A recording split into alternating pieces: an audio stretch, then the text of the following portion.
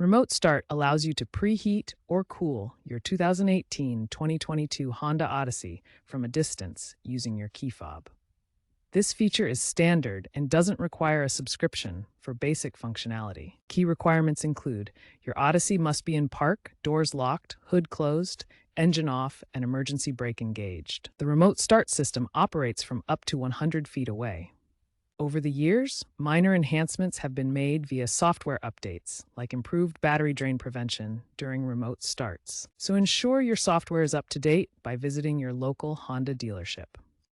To use Remote Start on your 2018-2022 Honda Odyssey, first ensure all safety conditions are met: doors locked, hood closed, emergency brake engaged, and engine off. Press the lock button on your key fob 3 times to arm the system. Within 5 seconds of the last press, press and hold the engine start button for 2-3 seconds. The engine should start, and the lights may flash to confirm. To extend the runtime up to 10 minutes total, repeat the start button press within 10 seconds of the initial start.